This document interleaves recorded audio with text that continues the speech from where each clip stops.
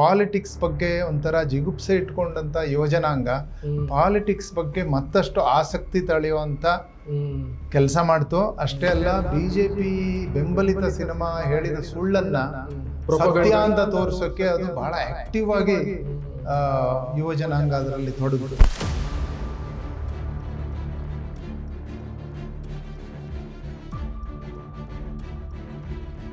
Kerala story ಅಂತ ಸುಳ್ಳನ್ನ BJP ಬೆಂಬಲ ಮಾಡಬಾರ್ದು. But the real Kerala story is totally different than the Kerala story ಅಂತ ಅಲ್ಲಿನ ಯೂತ್ಸ್ ಹೇಳಿದ್ರು ಅಂತ. ನಾನು ಮಂಗಳೂರಲ್ಲಿ ಒಂದು ಇನ್ಸ್ಟಿಟ್ಯೂಷನ್ ಅಲ್ಲಿ ಟೀಚಿಂಗ್ ಮಾಡ್ತಾ ಇರೋ ಒಂದು ಸಂದರ್ಭದಲ್ಲಿ ನನ್ಗೆ ಆಲ್ಮೋಸ್ಟ್ ಸ್ಟೂಡೆಂಟ್ಸ್ ಎಲ್ಲರೂ ಕೂಡ ಕೇರಳದಲ್ಲೇ ಇದ್ರು ಅಂತ. ಅವರೆಲ್ಲ ಹೇಳ್ತಿದ್ರು, ಸರ್ ಇದು ಟೋಟಲಿ ಈ ತರದ ವಾತಾವರಣ ಇಲ್ವೇ ಇಲ್ಲ ಅಂತ. ಧರ್ಮದ ಹೆಸರಿನಲ್ಲಿ ಒಂದು ಕೋಮುವಾದಿ ಧ್ರುವೀಕರಣ ಮಾಡಿ ತಾನು ಅಧಿಕಾರಕ್ಕೆ ಬರುವಂತ ದಾರಿ ಅದು ಸ್ಪಷ್ಟವಾಗಿ ಅದು ಹೇಳಿದೆ, ಅದನ್ನೇ ನಾನು ಮುಚ್ಚಿಟ್ಟಿಲ್ಲ. ಕೋಮುವಾದದ ವಿಷ ಬೀಜ ಬಿತ್ತುವುದಕ್ಕೆ ಜಾತಿಯನ್ನ ಎಲ್ಲಿ ವಿರೋಧಿಸಿ ಹೋರಾಟಗಳು, ಪ್ರತಿಭಟನೆಗಳು, ಅದರ ಆಂದೋಲನಗಳು ನಡೆದಿತ್ತೋ ಅಂತಹ ರಾಜ್ಯದಲ್ಲಿ ಬಿಜೆಪಿ ಈ ರೀತಿಯ ಒಂದು ರಾಜಕಾರಣವನ್ನು ಮಾಡ್ತಾ ಇದೆಯಲ್ಲ. ಅದಕ್ಕೆ ಮಂಡಲನ್ನ ಸೋಲ್ಸೋಕ್ಕೋಸ್ಕರ ಅವರು ಕಮಂಡಲ ರಾಜಕಾರಣ ತಗೊಂಡು. ಸೊ ಇದು ಮಂಡಲಕ ರಾಜಕಾರಣ ಅಲ್ಲ, ಕಮಂಡಲ ರಾಜಕಾರಣ, ಧರ್ಮ ಆಧಾರಿತ ರಾಜಕಾರಣ.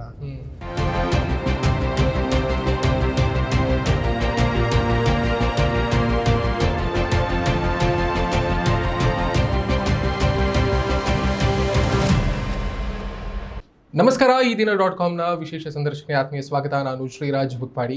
ಕೇರಳ ಚುನಾವಣೆಯ ಬಗ್ಗೆ ನಾವು ಮಾತನಾಡೋದಕ್ಕೆ ಇವತ್ತು ಬಂದಿರೋದು. ಮುಖ್ಯವಾಗಿ ಸಾಮಾಜಿಕ ಹೋರಾಟಗಳು, ಕಾರ್ಮಿಕ ಹೋರಾಟಗಳು, ಸಾಕ್ಷರತಾ ಹೋರಾಟ, ಆಮೇಲೆ ಭೂ ಸುಧಾರಣೆಯಂತಹ ಪ್ರಗತಿಪರ ಹೋರಾಟಗಳು ನಡೆದಿರುವಂತಹ ರಾಜ್ಯದಲ್ಲಿ ಈಗ ಬಿಜೆಪಿ ತನ್ನ ಜಾತಿ ರಾಜಕಾರಣವನ್ನು ಮಾಡುವುದಕ್ಕೆ, ತನ್ನ ನೆಲೆಯನ್ನು ವಿಸ್ತರಿಸಿಕೊಳ್ಳುವುದಕ್ಕೆ ಪ್ರಯತ್ನ ಮಾಡ್ತಾ ಇದೆ. ಕಳೆದ ಮಹಾನಗರ ಪಾಲಿಕೆಯಲ್ಲಿ ಒಂದಿಷ್ಟು ಕ್ಷೇತ್ರಗಳನ್ನು ಗೆದ್ದಿರುವಂತಹ ವಿಶ್ವಾಸದ ಮೇಲೆ ಕೆಲವಷ್ಟು ವಿಧಾನಸಭಾ ಕ್ಷೇತ್ರಗಳ ಮೇಲೆ ಬಿಜೆಪಿ ಸ್ಪಷ್ಟವಾಗಿ ಕಣ್ಣಿಟ್ಟಿದೆ. ಇದು ಸಾಧ್ಯನಾ?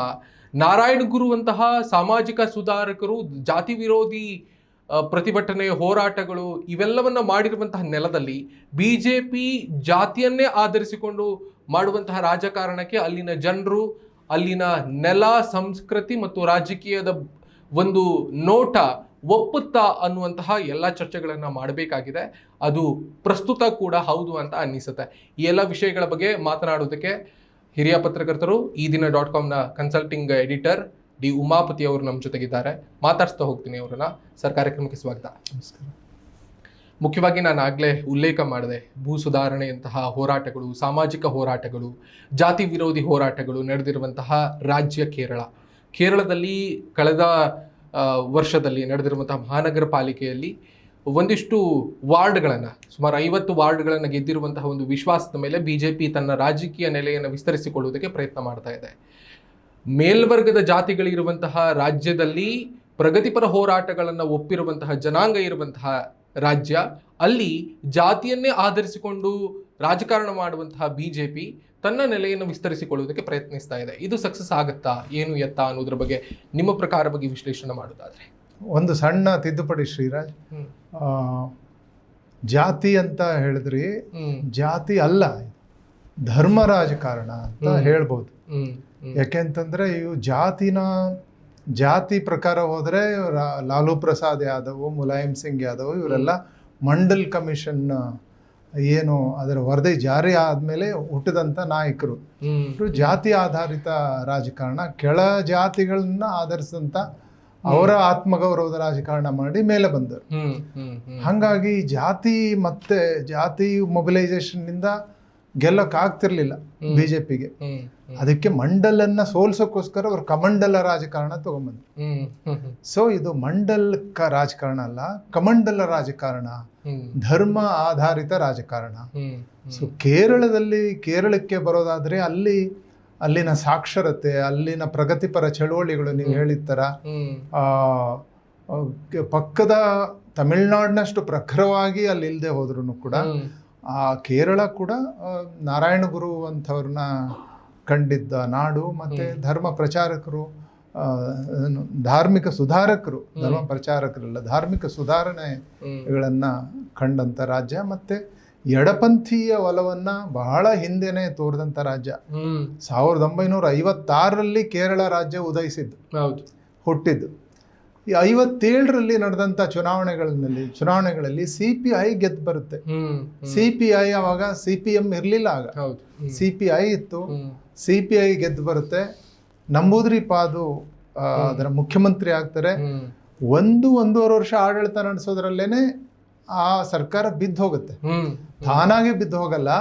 ಕೇಂದ್ರ ಸರ್ಕಾರ ಏನಿರುತ್ತೆ, ನೆಹರು ಅವರ ನೇತೃತ್ವದ ಕೇಂದ್ರ ಸರ್ಕಾರ ಅದನ್ನ ಕೆಡವುತ್ತೆ.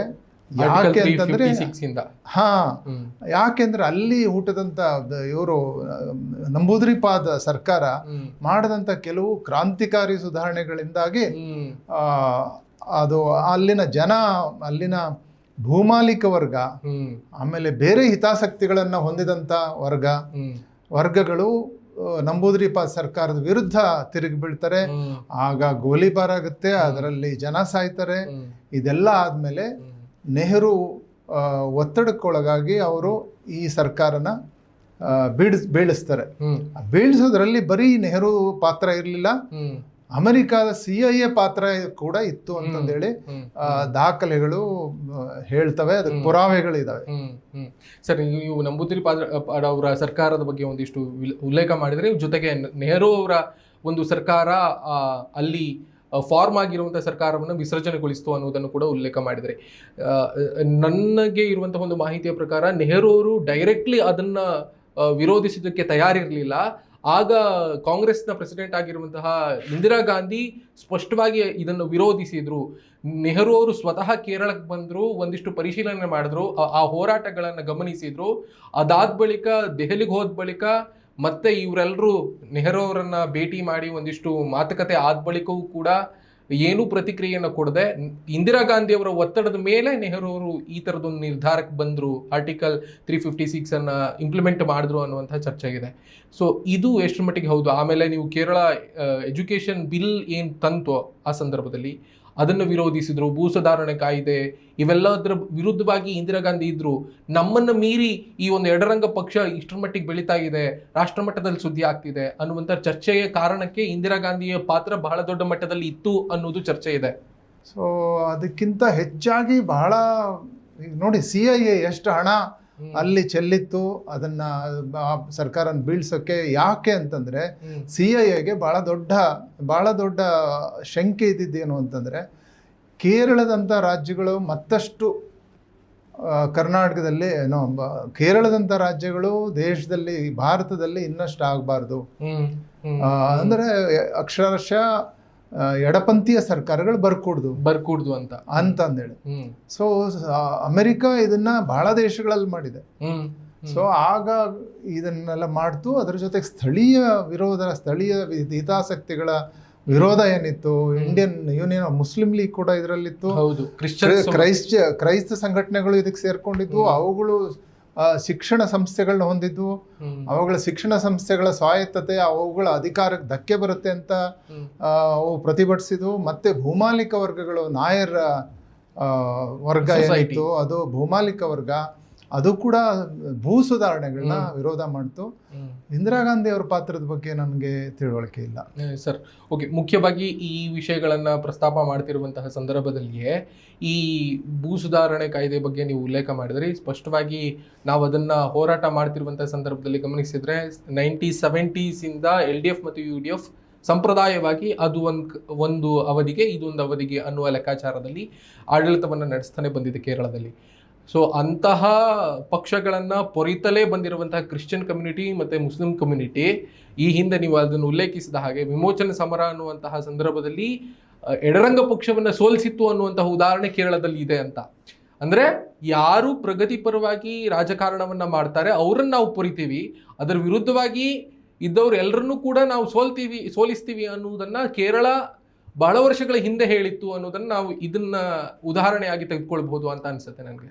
ನಾವು ಕಮ್ಯುನಿಟಿಗಳ ವಿಚಾರ ಬಂದಾಗ ಅಂದರೆ ಮುಸ್ಲಿಂ ಕಮ್ಯುನಿಟಿ ಇರ್ಬೋದು ಅಥವಾ ಕ್ರೈಸ್ತ ಕಮ್ಯುನಿಟಿ ಇರ್ಬೋದು, ನಾವು ಇಡೀ ಕಮ್ಯುನಿಟಿ 100% 100 ಒಂದ್ ಕಡೆ ವಾಲತ್ತೆ ಅಂತಂದೇಳಿ ಅಂದ್ಕೊಂಡ್ಬಿಡ್ಬಾರ್ದು. That is taking the entire community for granted. ರಾಜಕಾರಣದಲ್ಲಿ ಹಂಗೆ ಆಗೋದಿಲ್ಲ. ಅದರಲ್ಲಿ ಮೆಜಾರಿಟಿ ಜನ ಒಂದ್ ಕಡೆಗೆ ಹೋಗ್ಬೋದು ಅಂತ ಹೇಳ್ಬೋದೇ ವಿನ 100% ಒಂದ್ ಪಕ್ಷದ ಜೊತೆಗೆ ಹೋಗ್ತಾರೆ ಅಂತ ಹೇಳಕ್ ಬರೋದಿಲ್ಲ ಶ್ರೀರಾಜ್.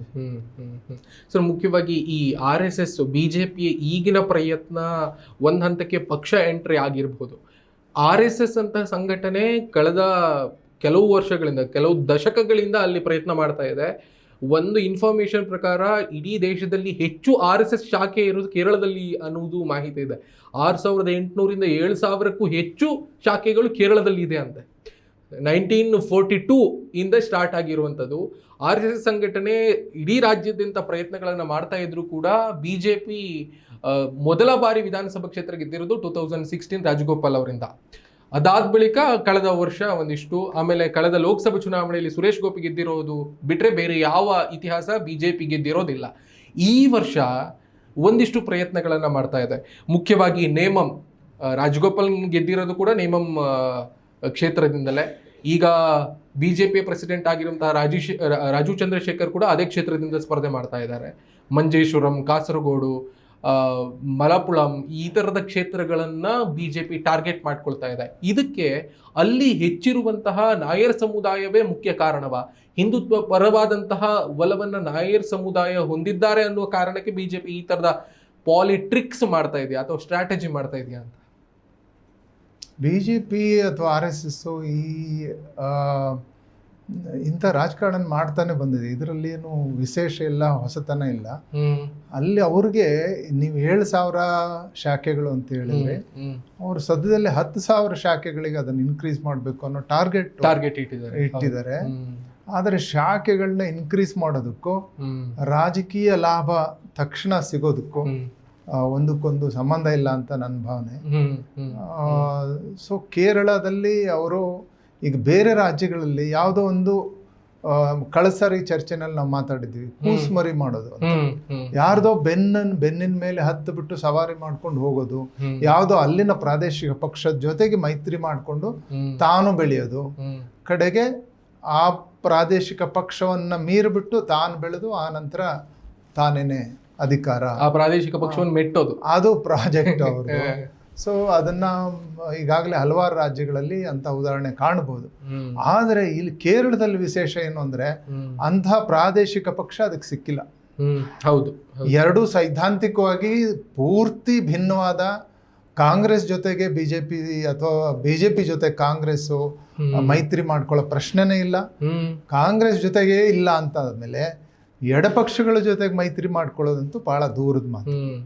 ಆದ್ರಿಂದ ಜೊತೆಗೆ ಇಲ್ಲಿ ಕ್ರೈಸ್ತರು ಮತ್ತೆ ಮುಸಲ್ಮಾನರು ಇಬ್ರು ಸೇರಿದ್ರೆ 45% ಮೈನಾರಿಟಿ ಅಲ್ಪಸಂಖ್ಯಾತರ ಪ್ರಮಾಣ ಇಲ್ಲಿ ಜನಸಂಖ್ಯೆಯ ಪ್ರಮಾಣ 45%. 45% it is highest in India. ಭಾರತದಲ್ಲಿ ಇದನ್ ಬಿಟ್ರೆ ಅಸ್ಸಾಂ ಇದೆ ಅಷ್ಟೇನೆ, ಅದನ್ನ ಬಿಟ್ರೆ ಮಣಿಪುರದಲ್ಲಿ ಟ್ರೈಬ್ಸ್, ಮಣಿಪುರ ಈ ಸಂಖ್ಯೆಗೆ ಬರೋದಿಲ್ಲ. ಅಸ್ಸಾಮಲ್ಲಿ 34 ಚಿಲ್ಲರೆ % ಮುಸಲ್ಮಾನರಿದ್ರೆ 3.5-4% ಕ್ರೈಸ್ತರಿದ್ದಾರೆ. ಎರಡು ಸೇರಿ 37% ಆಗ್ಬೋದು. ಆದರೆ ಕೇರಳದಲ್ಲಿ 45% ಇರೋದ್ರಿಂದ BJPಗೆ ಅಧಿಕಾರ ಹಿಡಿಯೋದು ಅಷ್ಟು ಸುಲಭ ಅಲ್ಲ.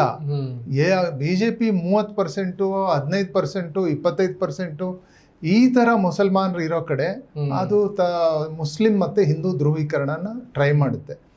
ಆದರೆ BJPಯ ಮತ್ತು BJP ಈಗಿನ ನಾಯಕತ್ವದ ಒಂದು ಸ್ಪಿರಿಟ್ ಏನಿದೆ ಅದನ್ನ ನೀವು ಮತ್ತೆ ಹಿಂದೆನೆ ನಾವು ಮಾತಾಡಿದ್ವಿ, ಗೆಲುವಿಗಾಗಿ ಹಸಿವು ಅಂತನ್ನೋದು.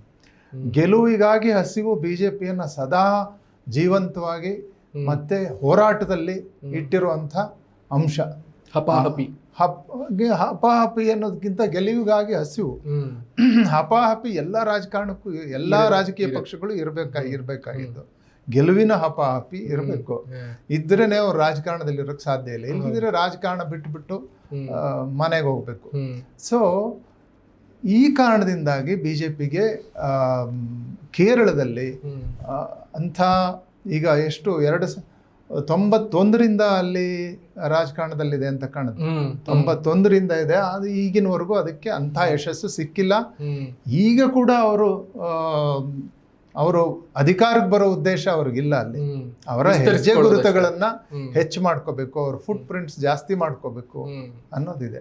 ಸರ್, ಈಗ ವೆರಿ ಇಂಟ್ರೆಸ್ಟಿಂಗ್ಲಿ ನೀವು ಅಂಕಿಅಂಶನ್ ಕೊಟ್ರಿ, ಕ್ರಿಶ್ಚಿಯನ್ ಕಮ್ಯುನಿಟಿ ಮತ್ತೆ ಮುಸ್ಲಿಂ ಕಮ್ಯುನಿಟಿಯ ಜಾತಿವಾರು ಲೆಕ್ಕಾಚಾರ 45 ಸಮಥಿಂಗ್ ಏನೋ. ಇಂಟ್ರೆಸ್ಟಿಂಗ್ಲಿ ಆ್ಯಂಡ್ ಕ್ಯೂರಿಯಸ್ಲಿ ಹಿಂದೂ ಮತಗಳು ಕೂಡ ಇಡೀ ರಾಜ್ಯದಿಂದ 2011 ಸೆನ್ಸಸ್ ಪ್ರಕಾರ 54% ಇದೆ. ಹೌದು, 55 ಅಂತ ಹೇಳ್ತಾರೆ, 54 ಸಮಥಿಂಗ್ ಏನೋ ಇದೆ.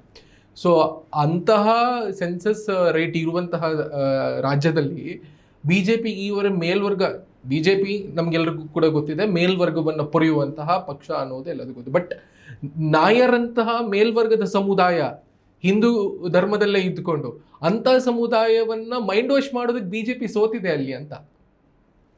ಇದು ಬಿಜೆಪಿಯ ಸೋಲು ಅನ್ನೋದಕ್ಕಿಂತ ಹೆಚ್ಚಾಗಿ ನಾಯರ್ ಅಥವಾ ಯಾವುದೇ ಒಂದು ಸಮುದಾಯದ ನೀವೇನು ಹೆಸರು ಹೇಳ್ತೀರಿ, ಆ ಸಮುದಾಯದ ಒಂದು ರಾಜಕೀಯ ಅರಿವು, ರಾಜಕೀಯ ತಿಳುವಳಿಕೆ ಬಹಳ ಎತ್ತರದಲ್ಲಿದೆ, ಬಹಳ ಉನ್ನತವಾಗಿದೆ, ಬಹಳ ಪ್ರೌಢವಾಗಿದೆ, ಮೆಚ್ಯೂರ್ಡ್ ಆಗಿದೆ ಅಂತ ಇದನ್ನ ಆ ರೀತಿ ಹೇಳ್ಬೋದು ಅಂತ ನಾನು. ಎಕ್ಸಾಕ್ಟ್ಲಿ.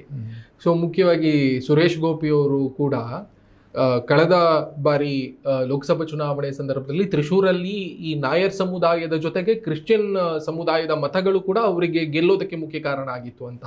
ಅವರು ಒಂದು ಸ್ಥಳೀಯ ಚರ್ಚ್ಗೆ ಒಂದು ಕಿರೀಟ ಕೊಡ್ತಾರೆ, ಚಿನ್ನದ ಕಿರೀಟನ ಅವರು ಡೊನೇಟ್ ಮಾಡ್ತಾರೆ. ಹೌದು. ಹಾಗಾಗಿ ಈ ಎಡರಂಗದ ಪಕ್ಷವನ್ನ ಈ ಹಿಂದೆ 1959 ಸಂದರ್ಭದಲ್ಲಿ ಕ್ರಿಶ್ಚಿಯನ್ ಮತ್ತು ಮುಸ್ಲಿಮರು ಅದರ ವಿರುದ್ಧ ನಿಂತಿರುವ ಕಾರಣಕ್ಕೋಸ್ಕರವಾಗಿ ಬಿಜೆಪಿ ಕೇರಳದಲ್ಲಿ ಕ್ರಿಶ್ಚಿಯನ್ ಸಮುದಾಯಕ್ಕೆ ಒಂದು ಫೇವರಿಸಮ್ ಅನ್ನ ತೋರಿಸ್ತಾನೆ ಬಂದಿದೆ. ಈಗ FCRA ಅನ್ನ ಹಿಡಿದಿರೋದು ಕೂಡ ಅದೇ ಒಂದು ಪೊಲಿಟಿಕಲ್ ಹಿಡನ್ ಅಜೆಂಡಾ ಅಂತ ಸ್ಪಷ್ಟವಾಗಿ ಕಾಣಿಸ್ತಾ ಇದೆ ಅಂತ. ಇಲ್ಲ, ನಂಗೆ ಕ್ರೈಸ್ತರಲ್ಲಿ ಅಲ್ಲಿ ಕೂಡ ಜಾತಿ ಇದೆ, ಅಲ್ಲಿ ಕೂಡ ಜಾತಿ ವ್ಯವಸ್ಥೆ ಜೀವಂತವಾಗಿದೆ, ಅಲ್ಲಿ ಅಸ್ಪೃಶ್ಯತೆ ಜೀವಂತವಾಗಿದೆ. ಜಾತಿ ವ್ಯವಸ್ಥೆ ಜೀವಂತವಾಗಿದೆ ಅಂದ ತಕ್ಷಣ ಹೊಸದಾಗಿ ಕನ್ವರ್ಟ್ ಆಗ್ತಾರಲ್ಲ, ಕ್ರಿಶ್ಚಿಯಾನಿಟಿ ಕನ್ವರ್ಟ್ ಆಗಿರುವಂತ ಎಷ್ಟೋ ಜನ ಅಸ್ಪೃಶ್ಯ ಸಮುದಾಯದಿಂದ, ತುಂಬಾ ತಳದ ಜಾತಿಗಳಿಂದ, ಕೆಳಜಾತಿಗಳಿಂದ, ಸೋಕಾಲ್ಡ್ ಕೆಳಜಾತಿಗಳಿಂದ ಕನ್ವರ್ಟ್ ಆಗುವಂಥವ್ರಿಗೆ, ಅಂಥವ್ರನ್ನ ಕ್ರೈಸ್ತರಲ್ಲೇನೆ ತುಂಬಾ ಉನ್ನತ ಮಟ್ಟದಲ್ಲಿ ಇರುವಂತಹ ಕ್ರೈಸ್ತರು ಅವ್ರ ಜೊತೆಗೆ ಸಂಬಂಧ ಇಟ್ಕೊಳ್ಳೋದಿಲ್ಲ, ಅವ್ರ ಜೊತೆಗೆ ಬೆರೆಯೋದಿಲ್ಲ. ಅಲ್ಲಿನೂ ಕೂಡ ಮೇಲು ಕೀಳು ವ್ಯವಸ್ಥೆ ಇದ್ದೇ ಇದೆ. ಆ ವೋಟ್ಸ್ ಗಳೆಲ್ಲ ಬಿಜೆಪಿಗೆ ಬಂದಿದೆ ಅಂತ. ಅವರು ಇನ್ನೊಂದು ಇಂಟ್ರೆಸ್ಟಿಂಗ್ ಫ್ಯಾಕ್ಟರ್ ಏನು ಅಂತಂದ್ರೆ, ಕ್ರೈಸ್ತರಲ್ಲಿ ಕೆಲವು ಸಮುದಾಯಗಳು, ಕೆಲವು ಸಬ್ಸೆಟ್ಸ್ ಏನಿದೆ, Catholic, Syrian Catholic for example, ಈ ತರದ ಸಮುದಾಯಗಳು ತಾವು ಬ್ರಾಹ್ಮಣರಿಗಿಂತ ಕಡಿಮೆ ಇಲ್ಲ ಅನ್ನೋಂಥ ಭಾವನೆನ ಹೊಂದಿದ್ದಾರೆ. ಗೋವಾದಲ್ಲಿ ಕೂಡ ಈ ಭಾವನೆ ಇದೆ. ಸೊ ತಾವು ಬ್ರಾಹ್ಮಣ ಜಾತಿಯಿಂದ ಕ್ರೈಸ್ತ ಮತಕ್ಕೆ ಪರಿವರ್ತನೆಗೊಂಡವರು ಅಂತಂದೇಳಿ. ಸೊ ಅಂಥ ಕೆಲವು ಸಬ್ಸೆಕ್ಟ್ಸು ಬಿಜೆಪಿ ಪರವಾಗಿ ಒಲವು ಹೊಂದಿದ್ರೆ ಏನು ಆಶ್ಚರ್ಯ ಇಲ್ಲ. ಆದರೆ ಅದರ ಜೊತೆಗೆ ಏನು ಅಂತಂದ್ರೆ, IUML ಏನಿದೆ, Indian union of Muslim league, ಅದು UDFನ ಒಂದು ಅಂಗ, United democratic front, Congress major ಆಗಿರುವಂಥ ಅದರ ಒಂದು ಅಂಗ. ಸೊ ಇದರಲ್ಲಿ ಒಡೆದ ಆಳುವಂಥ ನೀತಿನ CPM ಮತ್ತು BJP ಎರಡೂ ಕೂಡ ಮಾಡ್ತಾ ಇದೆ. ಅದು ರಾಜಕಾರಣದಲ್ಲಿದ್ದವರು ಅಂತ ಯಾರೇ ಮಾಡ್ಬೋದಾದಂಥ ಸಂಗತಿ ಮಾಡ್ತಾರೆ, ಅದೇ ರಾಜಕಾರಣ. ಸೊ IUML ಮತ್ತೆ ಕಾಂಗ್ರೆಸ್ಸಿನ ನಡುವೆ ಒಂದು ಕಂದಕನ್ ಜಾಸ್ತಿ ಮಾಡೋದು, ಆಮೇಲೆ ಅವರಲ್ಲೇನೆ ಅಪನಂಬಿಕೆ ಮೂಡಿಸುವಂಥದ್ದು, ಆಮೇಲೆ ಕ್ರೈಸ್ತ ಮತಗಳು ಹೆಚ್ಚು UDF ಕಡೆ ಕನ್ಸಾಲಿಡೇಟ್ ಆಗಬಾರ್ದು ಅನ್ನೋ ದೃಷ್ಟಿಯಿಂದ UDF ಅಧಿಕಾರಕ್ಕೆ ಬಂದ್ರೆ IUML ತುಂಬಾ ಬಲಿಷ್ಠ ಆಗುತ್ತೆ, ಮುಸಲ್ಮಾನರು ಬಲಿಷ್ಠ ಆಗ್ತಾರೆ, ಅವ್ರಿಗೆ ಹೆಚ್ಚು ರೆಪ್ರೆಸೆಂಟೇಷನ್ ಸಿಗುತ್ತೆ, ಅವ್ರ ಮಾತೇ ನಡೆಯುತ್ತೆ, ಅವ್ರಿಗೆ ಹೋಮ್ ಮಿನಿಸ್ಟ್ರಿ ಸಿಗುತ್ತೆ, ಗೃಹ ಖಾತೆ ಅವ್ರಿಗೆ ಸಿಕ್ಬಿಡುತ್ತೆ ಅಂತ ಕ್ರೈಸ್ತರಲ್ಲಿ ಒಂದು ಭಯ ಹುಟ್ಟಿಸುವಂತ ಒಂದು ಪ್ರಚಾರ ನಡೆದಿದೆ. ಅಲ್ಲ, ಬಿಜೆಪಿಯ ನರೇಟಿವ್ ಕೂಡ ಇದ್ರ ನೀವೀಗ ಹೇಳಿದ್ರಲ್ಲ ಸರ್, ಅದೇ ಥರದೊಂದು ಆಗಿದೆ. UDF ಇನ್ ಕೇಸ್ ಎಲ್ಲಾದರೂ ಗೌರ್ಮೆಂಟ್ ಮಾಡಿದ್ರೆ ಈ ಥರದ ಮುಸ್ಲಿಂ ಲೀಗ್ಗಳು ಬೆಳೆಯುತ್ತೆ, ಮತ್ತೆ ಭಯೋತ್ಪಾದನೆಯಂತಹ ಏನು ಅದಕ್ಕೆ ಆ ಜಾಲಕ್ಕೆ ಒಂದು ಪ್ರೋತ್ಸಾಹ ನೀಡಿದಂಗೆ ಆಗುತ್ತೆ ಅನ್ನೋದೇ ಪೊಲಿಟಿಕಲ್ಲಿ ಒಂದು ನರೇಟಿವ್ BJP ಬಿಲ್ಡಪ್ ಮಾಡ್ತಾ ಇರೋದು ಸತ್ಯ ಅಲ್ಲಿ. ಸೊ ಆಮೇಲೆ ನೋಡಿ, ಈ ಕೋಸ್ಟಲ್ ಕರ್ನಾಟಕದ ಬೆಲ್ಟ್ ಆಗಿರುವಂತಹ ಕಾಸರಗೋಡು, ಮಂಜೇಶ್ವರ ಆ ಭಾಗದಲ್ಲಿ BJP ನಿರಂತರವಾಗಿ ಕಳೆದ ಕೆಲವು ಚುನಾವಣೆಗಳಲ್ಲಿ ಪ್ರಯತ್ನ ಮಾಡ್ತಾ ಇದೆ. ಈ ಬಾರಿ ಅಂತೂ ಮಂಜೇಶ್ವರ, ಕಾಸರಗೋಡನ್ನ ಗೆಲ್ಲಲೇಬೇಕು ಅನ್ನುವಂತಹ ಪಣ ತೊಟ್ಟು ಈ ಮಂಗಳೂರು, ದಕ್ಷಿಣ ಕನ್ನಡದ ಅಷ್ಟು ವಿಧಾನಸಭಾ ಕ್ಷೇತ್ರಗಳ BJPಯ ನಾಯಕರು, ಉಡುಪಿಯ ಅಷ್ಟು ವಿಧಾನಸಭಾ ಕ್ಷೇತ್ರಗಳ BJP ನಾಯಕರು ಎಲ್ಲ ಬಂದು ಅಲ್ಲಿ ಪ್ರಚಾರ ಮಾಡ್ತಾ ಇದ್ದಾರೆ ಅಂತ ನಾವು ಸಾಂಸ್ಕೃತಿಕವಾಗಿ ಗಮನಿಸಿದ್ರೆ, ಮಂಗಳೂರು ಮತ್ತೆ ಕಾಸರಗೋಡು, ಮಂಜೇಶ್ವರ, ಉದುಮ CPMನ ಭದ್ರಕೋಟೆ, ಕಾಸರಗೋಡು ಕೂಡ ಅದೇ ರೀತಿಯಲ್ಲಿ ಆಗಿತ್ತು.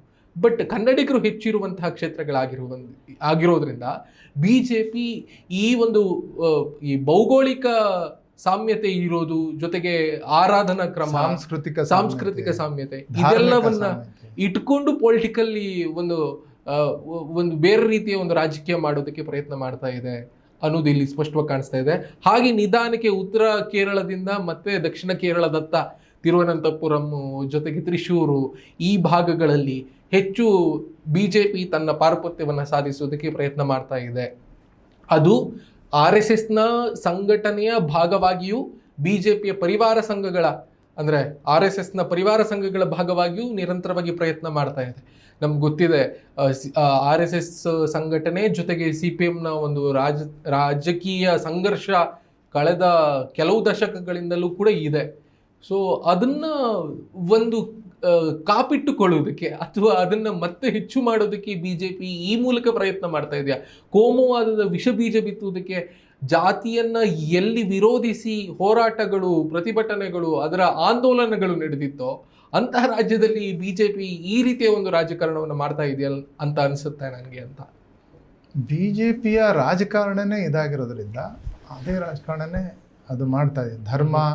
ಧರ್ಮದ ಹೆಸರಿನಲ್ಲಿ ಒಂದು ಕೋಮುವಾದಿ ಧ್ರುವೀಕರಣ ಮಾಡಿ ತಾನು ಅಧಿಕಾರಕ್ಕೆ ಬರುವಂತ ದಾರಿ ಅದು ಸ್ಪಷ್ಟವಾಗದು ಹೇಳಿದೆ. ಅದನ್ನೇನು ಅದು ಮುಚ್ಚಿಟ್ಟಿಲ್ಲ, ಮಾಡ್ತಾ ಇದೆ. UDF ಅಲ್ಲಿನ ರಾಜಕೀಯ ಪಂಡಿತರ, ರಾಜಕೀಯ ಗೊತ್ತಿರುವಂತ ರಾಜಕೀಯ ತಜ್ಞರ ಪ್ರಕಾರ ಟಫ್ ಫೈಟ್ ಇದೆ. UDF ಅಲ್ಲಿ ಗೆಲ್ಲೋ ಚಾನ್ಸ್ ಇದೆ. UDF has N edge over LDF and BJP. ಮತ್ತೆ ಎಷ್ಟೋ ಕಡೆ ತ್ರಿಕೋಣ ಸ್ಪರ್ಧೆ ಆಗ್ತಾ ಇದೆ. ಇದು ಬರೀ ಎರಡು ಪಕ್ಷಗಳ ನಡುವೆ, ಎರಡು ರಂಗಗಳ ನಡುವೆ ಇದ್ದಂತ ಯುದ್ಧ, ಅದರ ನಡುವೆ ಅದು ಈಗ ಮೂರನೇ ಪಕ್ಷಕ್ಕೆ ಪರಿವರ್ತನೆ ಆಗ್ತಿದೆ. ಎಲ್ಲಾ 140 ಸೀಟ್ಗಳಲ್ಲಿ ಅಲ್ದಿದ್ರು ಕೂಡ ಹಲವಾರು ಸೀಟ್ಗಳಲ್ಲಿ ತ್ರಿಕೋಣ ಸ್ಪರ್ಧೆ ನಡೀತಾ ಇದೆ. ಅದು BJPಯ ಸಾಧನೆ. ಅದು ಅವರು ಎಷ್ಟು ಪರ್ಸೆಂಟ್ ಇತ್ತು, ಅವರ 10% ಇಂದ ಇವತ್ತು 16 ಚಿಲ್ಲರೆ % ಹೋಗಿ ಮತ್ತೆ 15ಕ್ಕೆ ಅವರು ಬಂದು ನಿಂತಿದೆ. ಅದೇ ಲೋಕಲ್ ಬಾಡಿ ಸೆಲೆಕ್ಷನ್ ಗಮನಿಸಿದ್ರೆ ಸರ್, BJP ಫಸ್ಟ್ ಬಂದು LDF UDF ಅನ್ನ ಸೆಕೆಂಡ್ ಥರ್ಡ್ ಸ್ಟೇಜಲ್ಲಿ ಉಳಿಸಿದೆ ಅಂತಂದ್ರೆ ಎಷ್ಟರ ಮಟ್ಟಿಗೆ ರಾಜಕಾರಣವನ್ನು ಮಾಡ್ತಿದೆ ಅನ್ನೋದನ್ನು ಕೂಡ ನಾವು ಗಮನಿಸಬೇಕಾಗತ್ತೆ. ಆಮೇಲೆ 2016ರಲ್ಲಿ ಏನು ನೇಮಮ್ಮಲ್ಲಿ ಗೆದ್ರಲ್ಲ, ಅವರು ಅಲ್ಲಿಂದ ರಾಜಕೀಯ ಮಾಡಿದ್ರು ಕೂಡ ಮತ್ತೆ ಗೆಲ್ಲೋದಕ್ಕೆ ಸಾಧ್ಯ ಆಗಿಲ್ಲ. ಅಲ್ಲಿ ಮುಖ್ಯವಾಗಿ ನಾವು ಗಮನಿಸುವುದಾದ್ರೆ ಶಿವನ್ಕುಟಿ CPMನಿಂದ ಇವತ್ತು ಕೂಡ ಹಾಲಿ ಶಾಸಕರು, CPM ಅಲ್ಲಿ ಪ್ರಬಲ ಕೋಟೆಯಾಗಿ ಬೆಳೀತು ಅಂತ. ಸೊ ಅಂದ್ರೆ ರಾಜಗೋಪಾಲನ್ನ ಸೋಲಿಸ್ಬಿಟ್ಟು ಅವ್ರು ರಾಜಗೋಪಾಲನ್ 2016ರಲ್ಲಿ ಒಂದು ಅಕೌಂಟ್ ತೆರೆದಿದ್ರು BJPಗೆ. ಹೌದು, ಅದನ್ನ ಮುಚ್ಚಾಕಿ ಗೆದ್ದವರು ಶಿವನ್ಕುಟಿ. ಇವತ್ತು ಶಿವನ್ಕುಟಿ ವಿರುದ್ಧ ರಾಜೀವ್ ಚಂದ್ರಶೇಖರ್ ಸ್ಪರ್ಧೆ ಮಾಡ್ತಿದ್ದಾರೆ. ಅವರು ಕಾರ್ಪೊರೇಟ್ ಉದ್ಯಮಿ. ಹೌದು, ಅವರ ಕೈಗೆ ರಾಜ್ಯ BJPಯ ವ್ಯವಹಾರಗಳನ್ನ ಒಪ್ಪಿಸಿದ್ದಾರೆ. ಅವರು ಅದನ್ನೊಂದು ಕಾರ್ಪೊರೇಟ್ ಸ್ಟೈಲಲ್ಲಿ, ಉದ್ಯಮದ ಸ್ಟೈಲ್ನಲ್ಲಿ ಅದನ್ನ ನಡೆಸ್ತಾ ಇದ್ದಾರೆ. ಅಲ್ಲ, ಅಲ್ಲಿ ತಿರುವನಂತಪುರಂ ಲೋಕಸಭಾ ಕ್ಷೇತ್ರದಲ್ಲಿ ಕಳೆದ ಬಾರಿಯ ಚುನಾವಣೆಯಲ್ಲಿ ಗಮನಿಸೋದಾದ್ರೆ ಶಶಿ ತರೂರು ಜೊತೆಗೆ ಇವರು ಸ್ಪರ್ಧೆ ಮಾಡಿದ್ರು. ರಾಜೀವ್ ಚಂದ್ರಶೇಖರ್ BJPಯಿಂದ ಸ್ಪರ್ಧೆ ಮಾಡಿದ್ರು. ಇಬ್ರು ಕೂಡ ನಾಯರ್ ಸಮುದಾಯದವರೇ. ಒಂದು ಹಂತಕ್ಕೆ ನಾವು ಗಮನಿಸಬೇಕು, ಶಶಿಕುಮಾರ್ ಇತ್ತೀಚಿನ ದಿನಗಳಲ್ಲಿ BJP ಫೇವರ್ ಆಗಿ ಇದ್ದಾರೆ ಅನ್ನುವಂತಹ ರಾಜಕೀಯ ನರೇಟಿವ್ ಏನಿದೆಯಲ್ಲ, ಅದು ಈ ಸಂದರ್ಭದಲ್ಲಿ, ಈ ಚುನಾವಣೆಯ ಸಂದರ್ಭದಲ್ಲಿ BJPಗೆ ಒಂದು ಮತ ಸೆಳೆಯುವಂತಹ ಒಂದು ಅಸ್ತ್ರ ಆಗ್ಬಿಡುತ್ತಾ? ಅವರು ಬಿಜೆಪಿಗೆ ಸಾಫ್ಟ್ ಆಗಿದ್ದಾರೆ ಅನ್ನೋದೊಂದು ವ್ಯಾಖ್ಯಾನ ಇದೆ. ಬಿಜೆಪಿ ಪರವಾಗಿದ್ದಾರೆ ಶಶಿ ತರೂರ್ ಅಂತಲ್ಲ, ಬಿಜೆಪಿಗೆ ಸಾಫ್ಟ್ ಆಗಿದ್ದಾರೆ. ಈವನ್ ವಿದೇಶಾಂಗ ನೀತಿ ಇರ್ಬೋದು, ಮೊನ್ನೆ ಇರಾನ್ ವಾರ್ ಏನ್ ನಡೀತಾ ಇದೆ ಈಗಲೂ ಕೂಡ, ಅದರಲ್ಲಿ ಭಾರತದ ಒಂದು ಮೌನ ಏನಿತ್ತು, ಯಾರ ಪರ ಯಾರ ವಿರುದ್ಧ ಅನ್ನೋದನ್ನ ಹೇಳ್ದೇನೆ, ಅನ್ಯಾಯನ ಖಂಡಿಸ್ದೇನೆ, ಆಕ್ರಮಣಶೀಲತೆಯನ್ನ ಖಂಡಿಸ್ಬೇಕಾಗಿತ್ತಲ್ವಾ, ಅಂಥದನ್ನ ಖಂಡಿಸ್ದೇನೆ ಮೌನವಾಗಿದ್ದದ್ದು ಕೂಡ ತುಂಬಾ ಒಳ್ಳೆಯ ಒಂದು ಸ್ಟ್ರಾಟಜಿ ಅಂತ ಅವರು ಹೊಗಳಿದ್ದಾರೆ ಶಶಿ ತರೂರು. ಇನ್ನು ಹಲವಾರು ವಿಚಾರಗಳಲ್ಲಿ ಅವರು ಬಿಜೆಪಿ ಪರವಾಗಿ, ಮೋದಿ ಅವರ ಪರವಾಗಿ ಒಂದು ಮೆದು ಆಪರೇಷನ್ ಸಿಂಧೂರ್ ಆದ ಸಂದರ್ಭದಲ್ಲೂ ಕೂಡ ನಿಯೋಗದ ಜೊತೆ ಅವರೇ ಪ್ರೆಸಿಡೆಂಟ್ ಆಗಿದ್ರು. ಅವರ ಪಕ್ಷದ ನಿಲುವನ್ನ ಉಲ್ಲಂಘಿಸಿ ಅವರು ನಿಯೋಗಗಳಲ್ಲಿ ತೆರಳಿದ್ರು, ಹೋಗಿದ್ರು. ಸೊ ಈ ರೀತಿ ಸಾಫ್ಟ್ ಆಗಿದ್ದಾರೆ. ಆದರೆ ಅವ್ರ ಕಾರಣಕ್ಕೋಸ್ಕರ ಅಲ್ಲಿ ಬಿಜೆಪಿಗೆ ಓಟ್ಗಳು ಹೆಚ್ಚು ಸಿಗುತ್ತೆ ಅಂತ ನಾನು ಅಂದ್ಕೊಳ್ಳೋದಿಲ್ಲ. ಅಲ್ಲಿನ ರಾಜಕಾರಣ ಒಂದಿರುತ್ತೆ, UDF ಮತ್ತು LDF, ಅದರ ಜೊತೆಗೆ ಬಿಜೆಪಿ, ಇದು ಏನಿರುತ್ತೆ, ಮೂರು ಬಣಗಳು. ಅದರಲ್ಲಿ ಶಶಿ ತರೂರ ಅವರ ವೈಯಕ್ತಿಕ ನಿಲುವಿನ ಕಾರಣ ಬಿಜೆಪಿಗೆ ಹೆಚ್ಚು ಮತಗಳು ಬರುತ್ತೆ ಅಂತ ನಾನು ಭಾವಿಸೋದಿಲ್ಲ.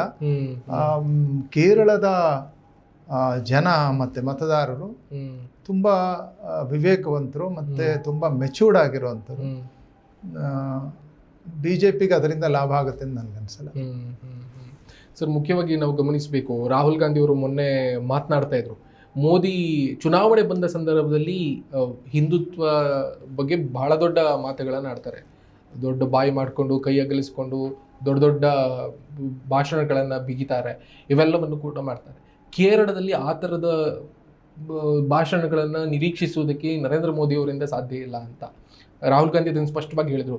ಈ ಶಬರಿಮಲೆ ಚಿನ್ನ ಕಳ್ಳತನದ ವಿಷಯಕ್ಕೆ ಸಂಬಂಧಪಟ್ಟ ಹಾಗೆ ನರೇಂದ್ರ ಮೋದಿಯವರು ಮಾತೇ ಆಡಿಲ್ಲ ಅಂತ.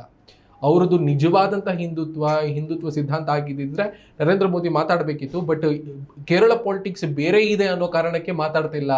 ಪಿಣರಾಯಿ ವಿಜಯನ್ ಪರವಾಗಿ ಅವ್ರು ಮಾತಾಡ್ತಿದ್ದಾರೆ, ಇವರಿಬ್ರು ಒಟ್ಟಿಗೆ ರಾಜಕಾರಣವನ್ನ ಮಾಡ್ತಿದ್ದಾರೆ ಅನ್ನೋದನ್ನ ರಾಹುಲ್ ಗಾಂಧಿ ಹೇಳ್ತಾ ಇದ್ರು. ಪಿಣರಾಯಿ ಇವ್ರಿಗೆ ಹೇಳೋದು ಕಾಂಗ್ರೆಸ್ ಬಿಜೆಪಿಯ ಬಿ ಟೀಮ್ ಅಂತ. ಸೊ ಈ ಥರದ ಒಂದು ಪಾಲಿಟಿಕಲ್ ನರೇಟಿವ್ ಏನಿದೆ, ಇದು ಯೂತ್ಸ್ ಅನ್ನ ಏನಾದರೂ ಬದಲಾವಣೆ ಮಾಡುವಂತಹ ಲೆಕ್ಕಾಚಾರದಲ್ಲಿ ಏನೋ ವರ್ಕೌಟ್ ಆಗುತ್ತಾ? ಇವತ್ತಿನ ಯೂತ್ಸ್ ಜನರಲ್ ಆಗಿ ಯುವ ಜನಾಂಗ ಒಂಥರದ ಭ್ರಮ ನಿರಸನದ ಮನಸ್ಥಿತಿನಲ್ಲಿದೆ. ಆನಂತರ ಇವತ್ತಿನ ಯುವ ಜನಾಂಗ ಜನಪರ ಆಂದೋಲನಗಳನ್ನ ನೋಡಿಲ್ದೇ ಇರುವಂತ ಜನಾಂಗ. ಮತ್ತು ಅದು ತನ್ನ ಕೆರಿಯರ್ನಲ್ಲಿ ತನ್ನ ಉದ್ಯೋಗ, ತನ್ನ ಜೀವನ ಭದ್ರತೆ ಏನಿದೆ ಅದನ್ನ ನೋಡ್ಕೊಳ್ಳುವಂತ, ಅದರ ಬಗ್ಗೆ ಹೆಚ್ಚು ಕಾಳಜಿ ಮಾಡುವಂತ, ಚಿಂತೆ ಮಾಡುವಂತ ಜನಾಂಗ. ಆದ್ರಿಂದ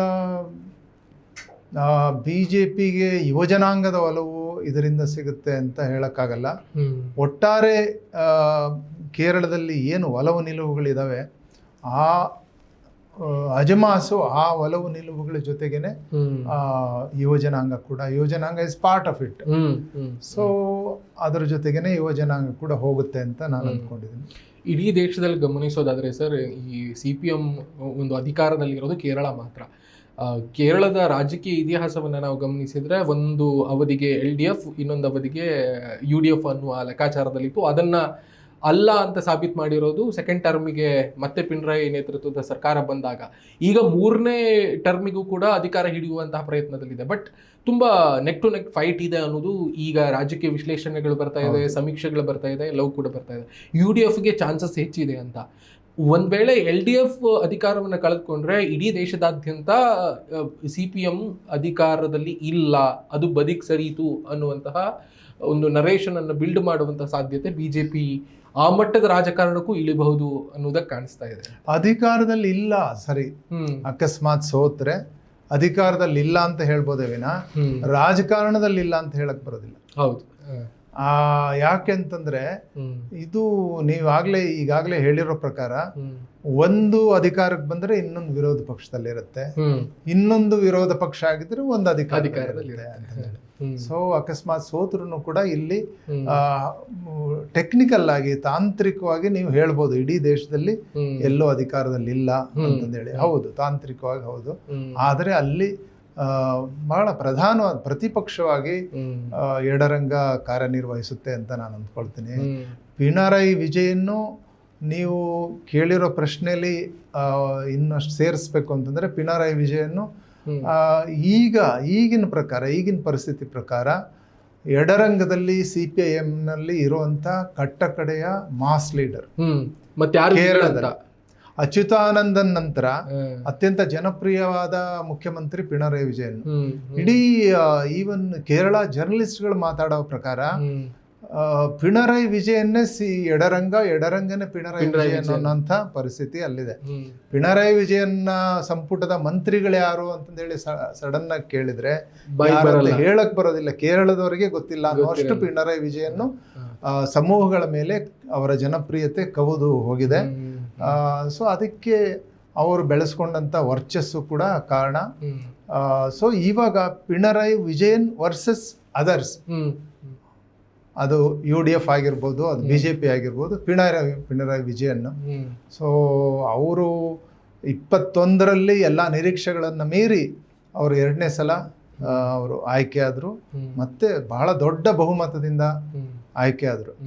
ಸೊ ಅವರು ಎಲ್ಲದಕ್ಕೂ ಒಂದು ನಿರ್ಗಮನ ಅಂತ ಒಂದು ನಿರ್ಗಮನ ಬಿಂದು ಇರ್ತದೆ. ಆ ನಿರ್ಗಮನ ಬಿಂದು ಬಂದಿದೆಯಾ ಇಲ್ವಾ ಅನ್ನೋದು ನಮಗೆ ಕೇರಳದ ಫಲಿತಾಂಶಗಳು ಬಂದ ಮೇಲೆ ಗೊತ್ತಾಗುತ್ತೆ. ಮೇ 4ಕ್ಕೆ ಗೊತ್ತಾಗುತ್ತೆ. ಸರ್, ಈಗ ನೀವು ಪಿಣರಾಯಿ ವಿಜಯನ್ CPM ಇಂದ ಮೆನ್ಷನ್ ಮಾಡಿದ್ರಲ್ಲ, ಅವ್ರನ್ನ ಬಿಟ್ರೆ ನೆಕ್ಸ್ಟ್ ಲೀಡರ್ ಯಾರು ಅನ್ನುವಂಥ ಚರ್ಚೆ ಉದ್ಭವ ಆಗುತ್ತೆ ಅಂತ. ಅದೇ ತರದ ಸಿಚುವೇಶನ್ ಅನ್ನ ಕಾಂಗ್ರೆಸ್ ಇವತ್ತಿಗೂ ಫೇಸ್ ಮಾಡ್ತಾ ಇದೆ. ಅದೇ ಕಾರಣಕ್ಕೆ ಮೇ ಬಿ ಇಡೀ ದೇಶದಾದ್ಯಂತ ಅಧಿಕಾರವನ್ನು ಕಳೆದುಕೊಳ್ತಾ ಬಂದಿರೋದು ಕಾಂಗ್ರೆಸ್. ಅದೊಂದು ಮೂಲ ಕಾರಣ ಅಂತ ಅನ್ಸುತ್ತೆ. ಈ CPM ಅನ್ನುವಂಥ ಪಕ್ಷ, ಕಾಂಗ್ರೆಸ್ ಅಂತ ಪಕ್ಷ ಸೆಕೆಂಡ್ ಲೆವೆಲ್ ಲೀಡರ್ಶಿಪ್ ಅನ್ನು ಬೆಳೆಸದೇ ಇರೋದ್ರಿಂದನೇ ಹಿನ್ನಡೆ ಆಗ್ತಾ ಇದೆಯಾ?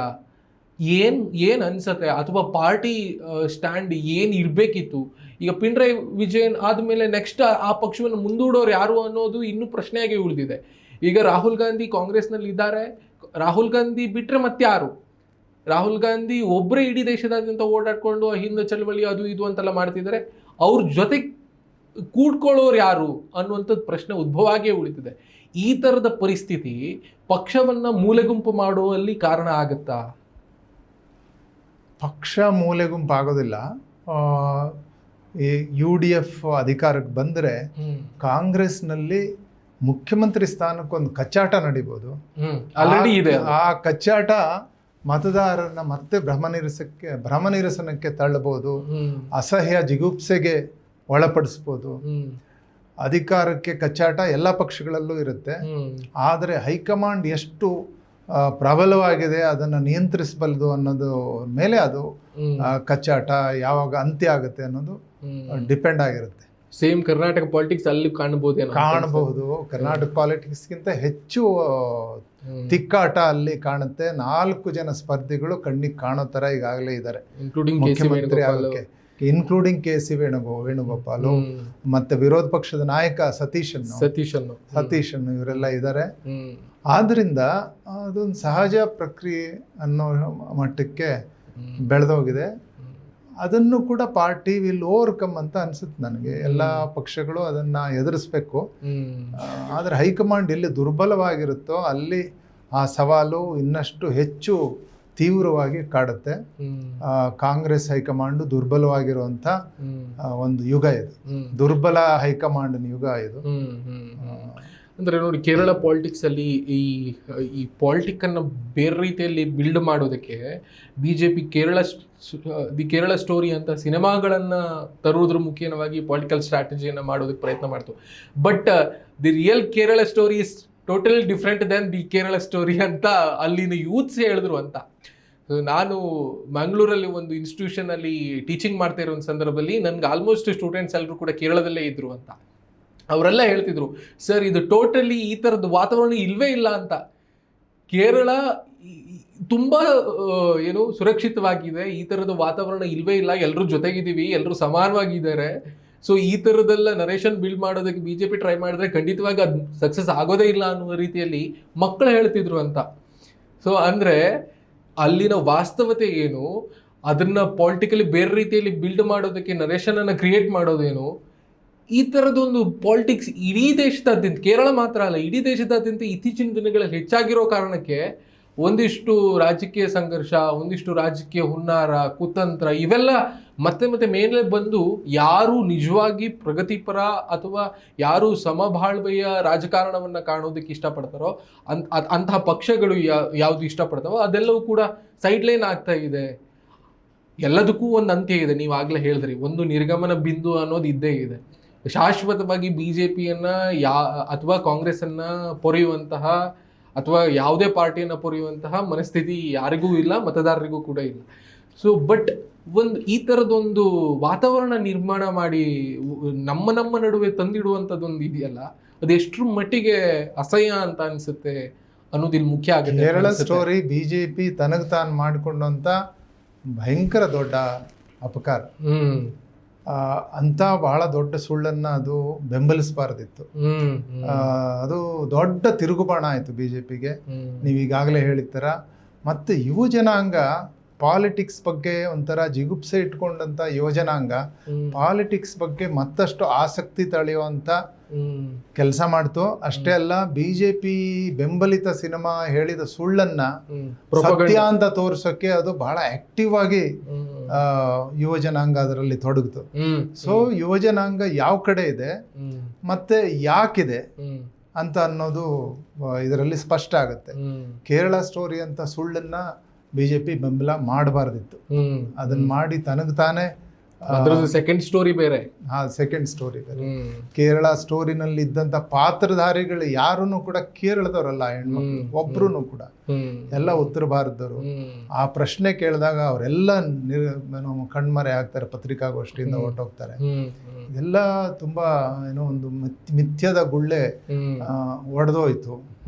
ಅದು ಕೇರಳ ಚುನಾವಣೆ ಹೊಸ್ತಿಲಲ್ಲೇ ಅದರಿಂದ ಲಾಭ ಪಡಿಬೇಕು ಅಂತ ಬಿಜೆಪಿ ಏನು ಹವಣಿಸ್ತಾ ಇತ್ತು, ಅದು ನಷ್ಟ ಆಯ್ತು. ಲಾಭಕ್ಕೆ ಬದಲಾಗಿ ನಷ್ಟ ಆಯ್ತು ಬಿಜೆಪಿಗೆ ಅಂತ ವಿಶ್ಲೇಷಣೆ ಮಾಡಿದ್ರೆ ಗೊತ್ತಾಗುತ್ತೆ. ಸರ್, ಒಂದು 5 ಕ್ಷೇತ್ರಗಳನ್ನ ಬಿಜೆಪಿ ಟಾರ್ಗೆಟ್ ಮಾಡಿ ಇಟ್ಕೊಂಡಿದೆ. ಮುಖ್ಯವಾಗಿ ನೆಮಮ್ ಇರ್ಲಿ, ಪಾಲಕ್ಕಾಡ್ ಇರ್ಲಿ, ಮಂಜೇಶ್ವರಂ, ಮಲಪ್ಪುಳಂ, ಆಮೇಲೆ ಕಾಳಕೂಟಂ, ಜೊತೆಗೆ ತ್ರಿಶೂರು, ಆರನ್ಮುಲ. ಸೊ ಈ ತರದ ಒಂದು 5 ರಿಂದ 8 ಕ್ಷೇತ್ರಗಳನ್ನ ಮೇನ್ ಟಾರ್ಗೆಟ್ ಆಗಿ ಆ ಟಾರ್ಗೆಟ್ ಲಿಸ್ಟ್ ಅಲ್ಲಿ ಇಟ್ಕೊಂಡಿದೆ ಅಂತ. ಒಂದ್ ವೇಳೆ ಆ ತರದ ಕ್ಷೇತ್ರಗಳಲ್ಲಿ ಬಿಜೆಪಿ ಬಂದ್ಬಿಟ್ರೆ ಅಥವಾ ಸೆಕೆಂಡ್ ಲೆವೆಲ್ಗೆ ಬಂದ್ಬಿಟ್ರು, ಸೆಕೆಂಡ್ ಸ್ಟೇಜಿಗೆ ಬಂದ್ಬಿಟ್ರು, ಸೆಕೆಂಡ್ ಲಾರ್ಜೆಸ್ಟ್ ಪಾರ್ಟಿ ಆಗಿ ಬಂದ್ಬಿಟ್ರು ಕೂಡ ರಾಜಕೀಯದ ಸ್ಥಿತ್ಯಂತರಕ್ಕೆ ಒಂದು ನಾಂದಿ ಹಾಡ್ದಂಗೆ ಅಲ್ವಾ? ಸೆಕೆಂಡ್ ಲಾರ್ಜೆಸ್ಟ್ ಪಾರ್ಟಿಯ ಕನಸನ್ನ ಈವನ್ ಬಿಜೆಪಿ ಕೂಡ ಕಾಣ್ತಾ ಇಲ್ಲ. ಅದು ಅತ್ಯಂತ ಅವಾಸ್ತವಿಕ ಕನಸು. ಅವಾಸ್ತವಿಕ ನೆಲೆಗಟ್ಟಿನ ಮೇಲೆ ಕಾಣುವಂತ ಕನಸು. ಅದಕ್ಕೆ ಆಧಾರನೇ ಇಲ್ಲ. ಬಟ್ ಬಿಜೆಪಿ ಮ್ಯಾಕ್ಸಿಮಮ್ ನನಗೆ ಗೊತ್ತಿರೋ ಪ್ರಕಾರ 12 ಆಯ್ದ ಕ್ಷೇತ್ರಗಳನ್ನ ರೌಂಡ್ ಆಫ್ ಮಾಡಿ ಅದರ ಮೇಲೆ ಕಾನ್ಸಂಟ್ರೇಟ್ ಮಾಡ್ತಿದೆ. 4 ಅಥವಾ 5 ಅದು 3 ಅಥವಾ 4 ಗೆಲ್ಲೋ ಭರವಸೆ ಅದಕ್ಕಿದೆ. ಅಲ್ಲ, ಈಗ ಲೋಕಲ್ ಬಾಡಿ ಎಲೆಕ್ಷನ್ ಅಲ್ಲಿ ಗೆದ್ದಿರೋ ವಾರ್ಡ್ಗಳು ಅಲ್ಲಿನೂ ವೋಟ್ಸ್ ಬಂದ್ಬಿಟ್ರೆ ಸಾಕಲ್ಲ ಸರ್, ಒಂದ್ 2-3 ಕ್ಷೇತ್ರಗಳು ಬಂದ್ಬಿಡುತ್ತಲ್ಲ ಬಿಜೆಪಿಗೆ ಅಂತ. ಲೋಕಲ್ ಬರ್ಲಿ 3-4 ಕ್ಷೇತ್ರಗಳು, ನಾನು ಅದನ್ನೇ ಹೇಳಿದೆ. ಅಕಸ್ಮಾತ್ 3-4 ಕ್ಷೇತ್ರ ಗೆದ್ರೆ ಅದು ನಿಜವಾದ ಸಾಧನೆ ಅಂತ ಬಿಜೆಪಿ ಕೂಡ ಭಾವಿಸುತ್ತೆ. ಯಾಕೆಂದ್ರೆ 0 ಇಂದ 3-4 ತುಂಬಾ ದೊಡ್ಡ ನಡಿಗೆ ಅದು. ಅದು ಆಮೇಲೆ ಈ ವಿರೋಧ ಪಕ್ಷ ಆಗಿ ಸೆಕೆಂಡ್ ಲಾರ್ಜೆಸ್ಟ್ ಪಾರ್ಟಿ ಆಗುತ್ತೆ ಅನ್ನೋದು ಅಸಾಧ್ಯದ ಮಾತು. ಅಲ್ಲ ಸರ್, ಅದು ನಾನು ಇದನ್ನ ಪಶ್ಚಿಮ ಬಂಗಾಳಕ್ಕೆ ನಾನು ಲಿಂಕ್ ಮಾಡ್ತೀನಿ. 2 ಇದ್ದದ್ದು 74 ಸಮಥಿಂಗ್ ಏನೋ ಆಯ್ತು, ಈಗ ನೆಕ್ ಟು ನೆಕ್ ಫೈಟ್ ಕೊಡ್ತಾ ಇದೆ. ಕೇರಳದಲ್ಲೂ ಅದೇ ತರದೊಂದು ರಾಜ್ಯಕ್ಕೆ ಕಾಣುವಂತಹ ದಿನಗಳ ಹತ್ತಿರ ಬಂದ್ಬಿಡುತ್ತಾ? ಅದಕ್ಕಿನ್ನೂ ಬಹಳ ವರ್ಷಗಳು ಹಿಡಿಬಹುದು. ಯಾವುದನ್ನು ನಾವು ತಳ್ಳಿ ಹಾಕಕ್ ಬರೋದಿಲ್ಲ. ಆದ್ರೆ ಕರ್ನಾಟಕದಲ್ಲಿ ಕೂಡ ಅದೇ ಪರಿಸ್ಥಿತಿ ಇತ್ತು. 3-4 ಸೀಟ್ಗಳು 8-9 ಸೀಟ್ಗಳು ಏನೋ ಇದ್ದಾಗ ಅವರ ಬಿಜೆಪಿಯ ಬೆಂಬಲ, ರಾಜಕೀಯ ಬೆಂಬಲ ಪಡೆದು ಹೆಗಡೆ ಸರ್ಕಾರ ರಚನೆ ಮಾಡಿದ್ರು. ಅದು ಬಾಹ್ಯ ಬೆಂಬಲ ನೀಡಿತ್ತು. ಅದನ್ನ ವಿತ್ಡ್ರಾ ಮಾಡೋದು, ಅದರ ಹಂಗಿಲ್ದೇನೆ ಮತ್ತೆ ಚುನಾವಣೆಗಳನ್ನ ಎದುರಿಸ್ಬೇಕು ಅಂತ ಮತ್ತೊಂದು ರಿಸೈನ್ ಮಾಡಿ ಮತ್ತೆ ಹೊಸ ಚುನಾವಣೆಗಳನ್ನ ಎದುರಿಸಿದಾಗ ಹೆಗಡೆ ಅವ್ರಿಗೆ ಬಹುಮತ ಬಂತು. BJP ಮರ್ಜಿ ಕಾಯೋದು ಅವ್ರಿಗೆ ತಪ್ಪಿತು. ಸೊ ಪರಿಸ್ಥಿತಿ ಹಿಂಗಿದ್ದಾಗ ಅಂಥದಕ್ಕೆ ಇಲ್ಲಿಯ BJP ಅದಾದ್ಮೇಲೂ ಕೂಡ ಒಂದು ಪ್ರಾದೇಶಿಕ ಪಕ್ಷದ ಬೆಂಬಲ ಸಿಕ್ಕು BJP ಈ ಮಟ್ಟಕ್ಕೆ ಕರ್ನಾಟಕದಲ್ಲಿ ಬೆಳೆದಿದ್ದು. ಒಂದು ಪ್ರಬಲ ಜನಾಂಗದ ಯಾವುದು ಪ್ರಾದೇಶಿಕ ಪಕ್ಷ ಅಂತ ಕೇಳ್ಬೋದು, ಅದು JDU ಮತ್ತೆ ಜನತಾ ಪಕ್ಷ. ಇವೆರಡನ್ನ ನುಂಗಿ ಬೆಳೆದಂಥ ಪಕ್ಷ BJP. ಅಷ್ಟೆಲ್ಲ ಬೆಳೆದ ಮೇಲೂ ಕೂಡ ಇವಾಗಲೂ ಕೂಡ ಸರಳ ಬಹುಮತ ಅದಕ್ಕೆ ಸಿಗ್ತಾ ಇಲ್ಲ. ಪಡೆಯೋದು ತೀರಾ ಕಷ್ಟಪಡ್ತಾ ಹತ್ರಕ್ಕೆ ಬರ್ತಾ ಇದೆ, ಸರಳ ಬಹುಮತ ಸಿಗ್ತಾ ಇಲ್ಲ. ಬಟ್ ಅದು ಹೋರಾಟ ಮಾಡ್ತಿದೆ. ಮತ್ತೆ ಈಗ JDS ಎಷ್ಟು ದುರ್ಬಲ ಆಗಿದೆ ಅಂತಂದ್ರೆ, JDS ಯಾವತ್ತಾರು ಒಂದ್ ದಿವಸ ಇನ್ನಷ್ಟು ಅವನತಿ ಅಂಚಿಗೆ ಬಂದಾದ್ಮೇಲೆ ಮತ್ತೆ ಕರ್ನಾಟಕದಲ್ಲಿ ಒಂದು ಬೈಪೋಲಾರ್ ರಾಜಕಾರಣ ಬರುತ್ತೆ. 2 ಪಕ್ಷಗಳ ರಾಜಕಾರಣ ಆಗುತ್ತೆ. ಅವಾಗ ಕರ್ನಾಟಕದಲ್ಲಿ 3 ಪಕ್ಷಗಳ ರಾಜಕಾರಣ, ತ್ರಿಕೋಣ ಸ್ಪರ್ಧೆ ಇರೋದ್ರಿಂದ BJPಗೆ ಈಗಲೂ ಕೂಡ ಅದು ಕೂಡ ಕೊನೆಯ ಹಂತದಲ್ಲಿ ಇದೆ ಅಂತ ಅನ್ಸುತ್ತೆ. ಹೌದು. ಸೊ ತಾನು ಸ್ವಂತವಾಗಿ ಒಂದು ಹೊಸ ರಾಜ್ಯನ, ಸೈದ್ಧಾಂತಿಕವಾಗಿ ತನ್ನಿಂದ ಬಹಳ ದೂರ ಇರುವಂತ ರಾಜ್ಯನ ಗೆಲ್ಲೋದಷ್ಟು ಸುಲಭ ಅಲ್ಲ. ಇವನ್ ಪಶ್ಚಿಮ ಬಂಗಾಳದಲ್ಲೂ ಕೂಡ ಅದು ಎಲ್ಲಿ ಹೋಗಿತ್ತು ಅಲ್ಲಿ ಸ್ಥಿರವಾಗಿ ಒಂದು ಜಡವಾಗಿ ನಿಂತು ಹೋಗಿದೆ. ಕೊನೆಯದಾಗಿ ಸರ್, ಈ ಕೇರಳ ಈ ಬಾರಿ ತುಂಬಾ ಕ್ಯೂರಿಯಸ್ ಆಗಿ ಕಾಣಿಸ್ತಾ ಇರೋದು ತ್ರಿಕೋನ ಸ್ಪರ್ಧೆ. LDF, UDF ಮತ್ತು NDA ಪಕ್ಷಗಳ ಸ್ಪರ್ಧೆ ಇರೋ ಕಾರಣಕ್ಕೋಸ್ಕರವಾಗಿ ಆ ಥರದೊಂದು ಬೇರೆ ರೀತಿಯ ಒಂದು ಕ್ಯೂರಿಯಾಸಿಟಿ ಬಿಲ್ಡ್ ಆಗಿದೆ. ಸೊ ಓವರಲ್ ಆಗಿ ಸಮಪ್ ಮಾಡೋದಾದ್ರೆ BJP ರಾಜಕಾರಣ, LDF, UDF ಕೇರಳದ ಬಗ್ಗೆ ಹೇಳಿದ್ದಾರೆ. BJP ರಾಜಕಾರಣ ಈಗಾಗಲೇ ನಾವು ಮಾತಾಡಿರ್ತಾರ, ಚರ್ಚೆ ಮಾಡಿರ್ತಾರ. ಅವರು 3-4 ಗೆದ್ರೆ ದೇ ಆರ್ ಹ್ಯಾಪಿ. 3-4 ಗೆದ್ದು ಮತ್ತಷ್ಟು ಕ್ಷೇತ್ರಗಳಲ್ಲಿ 2ನೇ ಜಾಗಕ್ಕೆ ಬಂದ್ರೆ ಆ progress I think they are ಅದನ್ನೇ ನಿರೀಕ್ಷೆ ಮಾಡ್ತಿರೋದು ಅವರು ಕೂಡ. 31st ಏನಾದ್ರು ಹೆಲ್ಪ್ ಆಗ್ಬೋದು ಅಂತ. ಸೊ ಅದನ್ನ ಅವರು ನಿರೀಕ್ಷೆ ಮಾಡ್ತಿದ್ದಾರೆ. ಮತ್ತೆ UDF has N edge over LDF. ಆದರೆ ಎಲ್ಲೂ ಕೂಡ ಆಂಟಿ ಇನ್ಕಂಬೆನ್ಸಿ, ಪಿಣರಾಯಿ ವಿಜಯನ್ ಸರ್ಕಾರದ ವಿರುದ್ಧ ಆಂಟಿ ಇನ್ಕಂಬೆನ್ಸಿ ಅಲೆ ಎಲ್ಲೂ ಕೂಡ ಪ್ರಕಟವಾಗಿ ಕಾಣ್ತಾ ಇಲ್ಲ ನಿಮಗೆ. ಹಾಗೇನೆ UDF ಪರವಾಗಿರೋ ಅಲೆನೂ ಕೂಡ ಎಲ್ಲೂ ಕಾಣ್ತಾ ಇಲ್ಲ, ದೊಡ್ಡ ಮಟ್ಟದಲ್ಲಿ ಕಾಣ್ತಾ ಇಲ್ಲ. ಏನಾದರೂ ಬಹಳ ರಹಸ್ಯವಾಗಿ ಒಂದು ಗುಪ್ತಗಾಮನಿಯಾಗಿ ಹರಿಯುವಂತ ಅಲೆ ಇದ್ರೆ ಅದು ಗೊತ್ತಾಗ್ತಿಲ್ಲ. ಆಂಧ್ರ ಪ್ರದೇಶದಲ್ಲಿ ಹಿಂಗೆ ಆಯ್ತು. ಜಗನ್ ಸರ್ಕಾರ ಬಹಳ ಶೋಚನೀಯವಾಗಿ ಸೋಲ್ತು. ಮತ್ತೆ ಚಂದ್ರಬಾಬು ನಾಯ್ಡು ಬಹಳ ದೊಡ್ಡ ಬಹುಮತದಿಂದ ಗೆದ್ದು ಬಂದ್ರು. ಇಂಥದೊಂದು ರಹಸ್ಯ ಅಲೆ ಇದ್ರೆ, ಗುಪ್ತಗಾಮಿನಿ ಅಲೆ ಇದ್ರೆ ಗೊತ್ತಿಲ್ಲ. LDFಗೆ ಈಗ ಒಂದು 2 ಅವಧಿಗಳನ್ನ ಪೂರೈಸಿರುವಂತ LDF ಹೋಲಿಸಿದ್ರೆ UDF ಒಂದು ಎಡ್ಜ್ ಇದೆ ಅಂತ ಹೇಳ್ಬೋದು. ತುಂಬಾ 2ರ ನಡುವೆ ತುಂಬಾ ಟಫ್ ಫೈಟ್ ಇದೆ ಅಂತ ಹೇಳ್ಬೋದು. Okay sir, thank you so much. ಇಷ್ಟೊತ್ತು ಕೇರಳದ ರಾಜಕೀಯದ ಬಗ್ಗೆ, ತ್ರಿಕೋನ ಸ್ಪರ್ಧೆಯ ಬಗ್ಗೆ ನಿಮ್ಮದೇ ರೀತಿಯಲ್ಲಿ ವಿಶ್ಲೇಷಣೆ ಮಾಡಿರೋದಕ್ಕೆ thank you so much sir. Thank you. ಇದಾಗಿತ್ತು ಈ ಹೊತ್ತಿನ eDina.comನ ವಿಶೇಷ. ಮತ್ತಷ್ಟು ಸುದ್ದಿ ಮತ್ತು ಮಾಹಿತಿಗಾಗಿ ನೋಡ್ತಾ ಇರಿ eDina.com. ನಮಸ್ಕಾರ. ಮತ್ತಷ್ಟು ವಿಶೇಷ ವಿಡಿಯೋಗಳನ್ನು ನೋಡಲು ಮತ್ತು ಹೊಸ ವಿಡಿಯೋಗಳ ಬಗ್ಗೆ ತಿಳಿಯಲು eDina.com ಯೂಟ್ಯೂಬ್ ಚಾನೆಲ್ ಸಬ್ಸ್ಕ್ರೈಬ್ ಮಾಡಿ ಮತ್ತು ಬೆಲ್ ಐಕಾನ್ ಕ್ಲಿಕ್ ಮಾಡಿ.